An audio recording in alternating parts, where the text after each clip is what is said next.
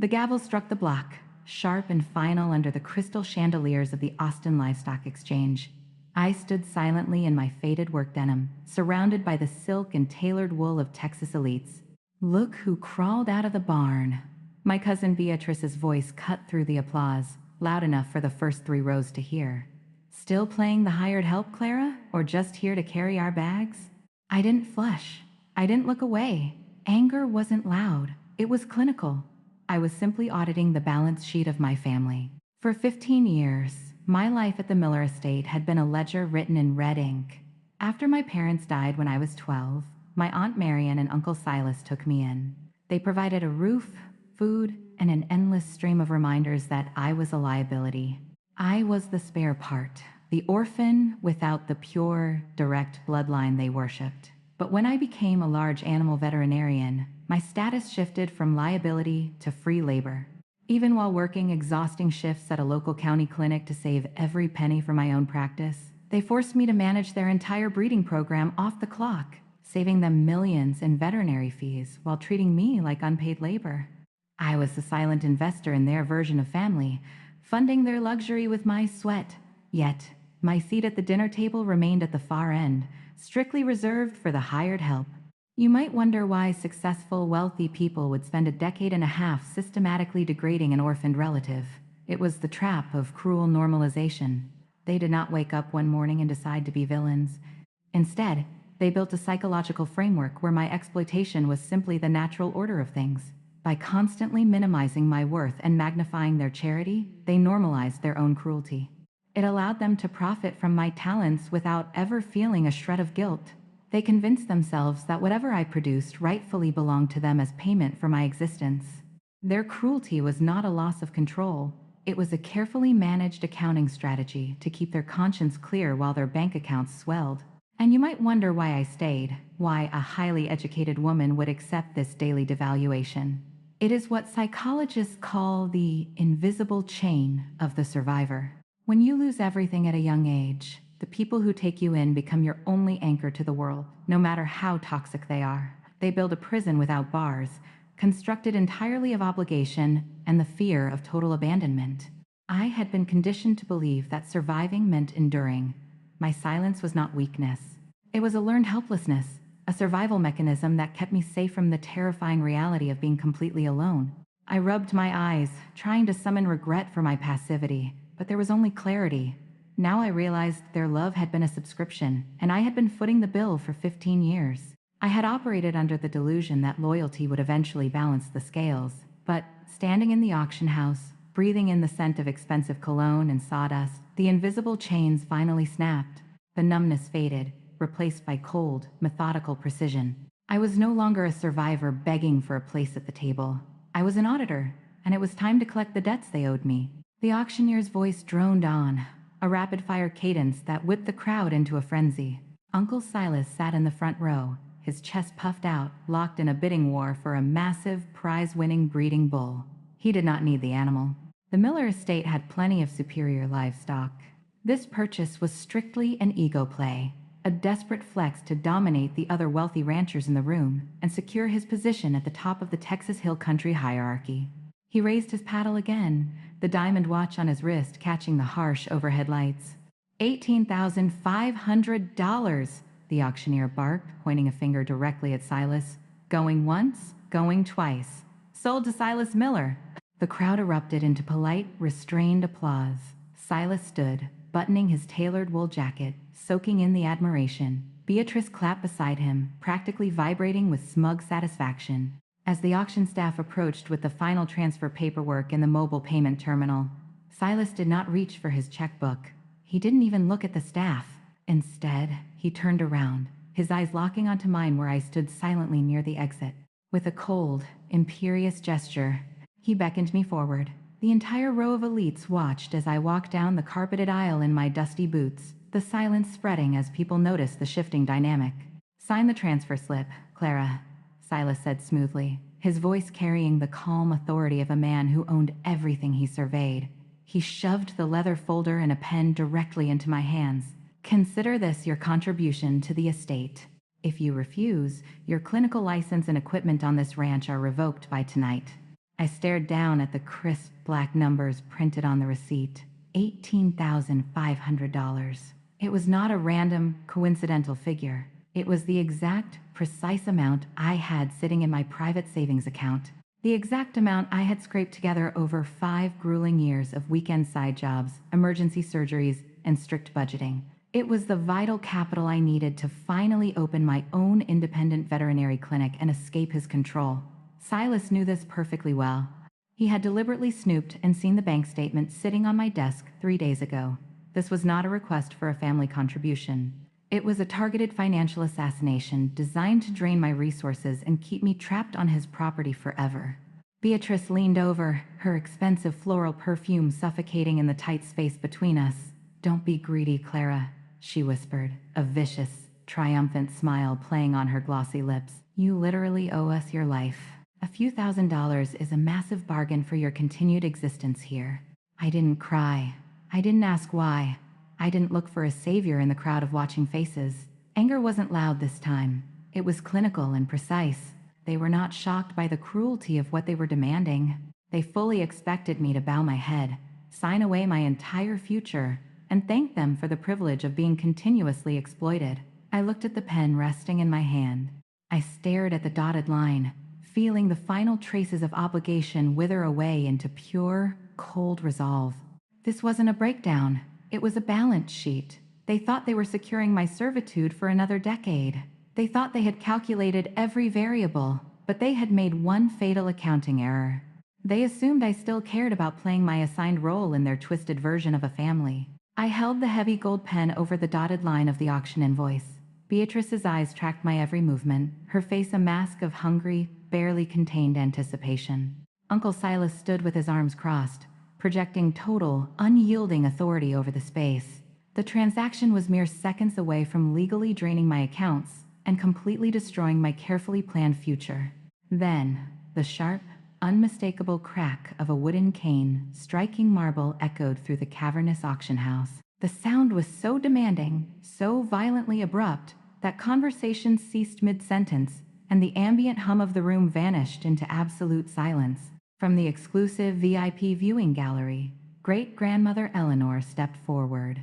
At 86 years old, she was a living legend in the Texas Hill Country, the fierce, uncompromising architect who had built the Miller cattle empire out of dust, grit, and sheer willpower. She rarely left the ancestral home anymore, and her physical presence here was entirely unscripted. She moved down the center aisle with slow, deliberate, and terrifying precision.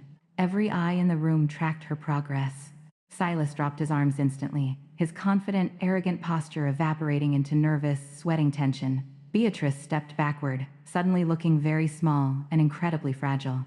"Put the pen down, Clara," Eleanor ordered. Her voice did not shake. It cut through the silence like a freshly sharpened scalpel. I lowered the pen immediately, stepping away from the invoice. Eleanor reached the front row, her piercing gaze sweeping over Silas and Beatrice with absolute, unfiltered disgust. She did not yell. She did not display a shred of emotional distress or panic. She executed her retaliation with the exact same cold, methodical strategy she used to build her multi-million-dollar fortune. "Silas," Eleanor said, her tone dripping with quiet, lethal contempt. "You are a small, greedy man, desperately trying to wear a suit that is far too big for you. I have sat back and watched you siphon the life out of this brilliant girl for 15 years.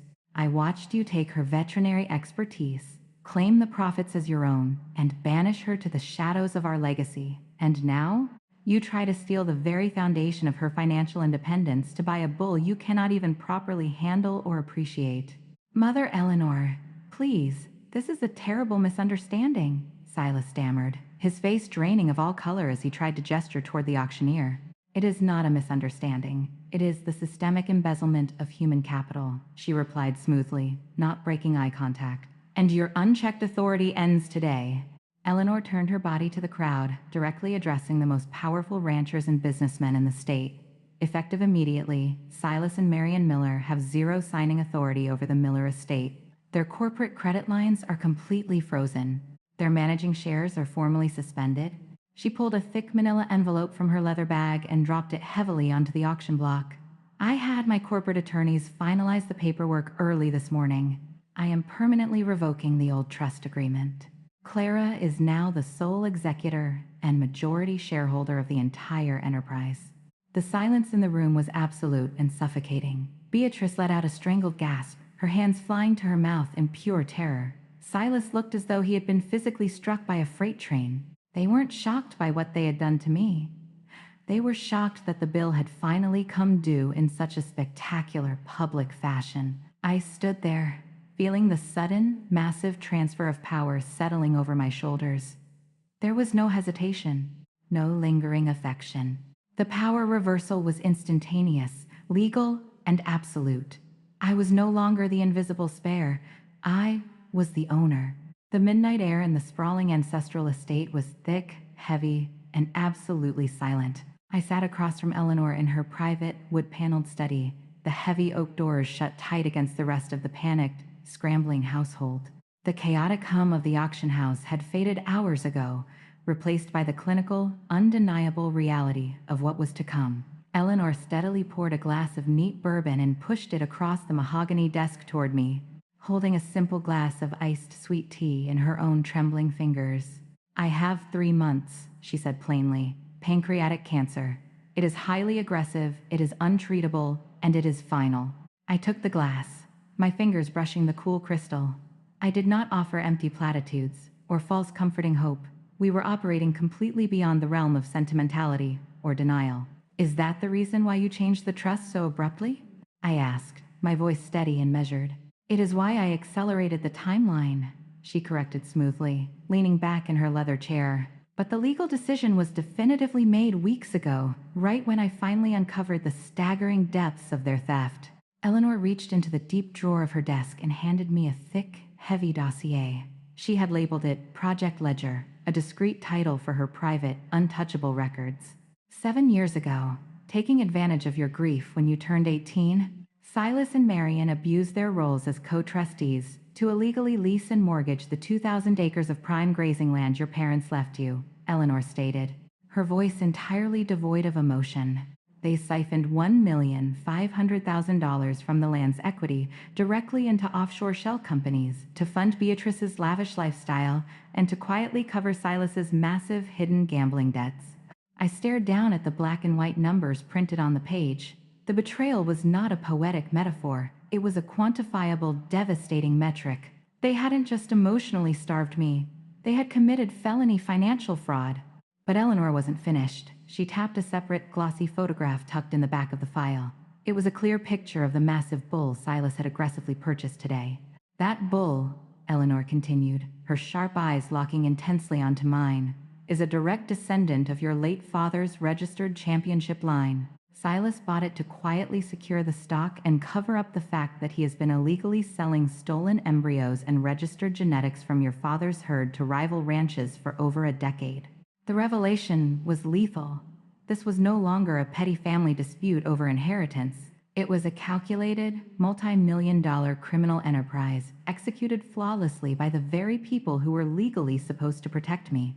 I closed the folder, the heavy thud echoing in the quiet room. I didn't feel despair. I didn't feel grief.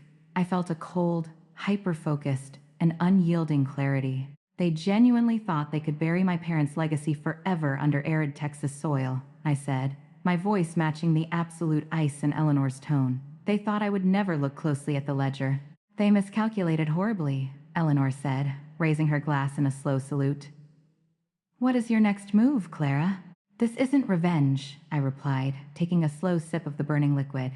"It is accounting, and tomorrow we ruthlessly audit their entire lives." By Tuesday morning, the agricultural news outlets across Texas were circling the estate like starving vultures. The abrupt, highly public shift in the Miller Empire's leadership had inevitably leaked, along with devastating whispers of severe financial impropriety. In a desperate, ego-driven attempt to control the rapidly spiraling narrative, Beatrice blindly booked an emergency guest appearance on the Lone Star Rancher, the absolute most widely broadcast agricultural video podcast in the entire region. She arrogantly thought she could charm her way out of a federal felony. She was entirely wrong.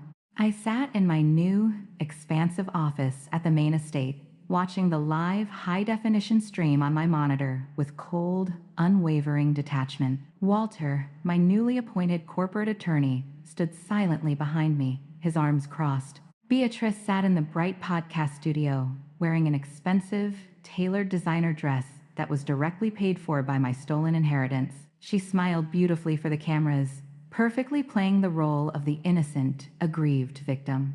My great-grandmother is simply confused and easily manipulated in her old age, Beatrice crooned softly to the host, her tone dripping with fake sympathy. And Clara? Well, Clara has always been a deeply troubled, unstable girl who maliciously manipulated her way into controlling the will. The host, a seasoned journalist who had quietly reviewed the verified financial records leaked to the press, leaned heavily into his microphone. That's a bold claim, Beatrice. But how do you explain the federal audit documents leaked this morning? The ones tracing $1,500,000 from Clara's trust directly to your luxury vehicles and your father's gambling debts? Beatrice's polished, camera-ready smile vanished instantly. The color rapidly drained from her face as the host held up the printed bank routing numbers directly to the camera for all to see. Blind panic set in. But instead of retreating or demanding legal counsel, her unchecked narcissism took the wheel. That money was rightfully ours, Beatrice shrieked, her voice cracking wildly, her elegant facade completely and irreparably shattering on live television. We took her in. We fed her. We gave her a massive home when she had absolutely nothing. She was just a useless leech. My father built that farm, and we deserved every single penny of that land trust to appropriately compensate us for dealing with her pathetic existence. I watched her completely self-destruct in high definition. I didn't smile, I didn't gloat, I just took a slow, measured sip of my black coffee. She hadn't just accidentally confessed to the theft, she had proudly broadcast her motive, her extreme malice, and her total chilling lack of remorse to millions of active viewers. The video clip went viral within 10 short minutes. By noon, the local district attorney had formally issued arrest warrants. The subsequent legal execution was swift, brutal, and absolute. Beatrice's live confession effectively destroyed any plausible defense Silas and Marion could ever mount. In civil court, the judge did not hesitate for a single second. The Miller family was aggressively stripped of all remaining assets and forcefully ordered to pay $4,500,000 in immediate restitution and punitive damages. Silas and Marion faced severe federal fraud charges. Beatrice was entirely bankrupt, her reputation permanently and spectacularly annihilated in the very elite social circles she worshipped. They weren't shocked by the severity of the law. They were shocked that I didn't intervene to save them. The balance sheet was finally perfectly clear.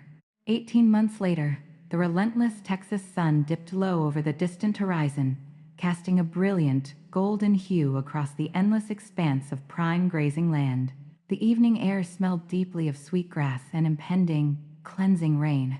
I stood quietly on the wraparound porch of the main house, watching a healthy, incredibly robust herd of cattle move steadily across the lower valley.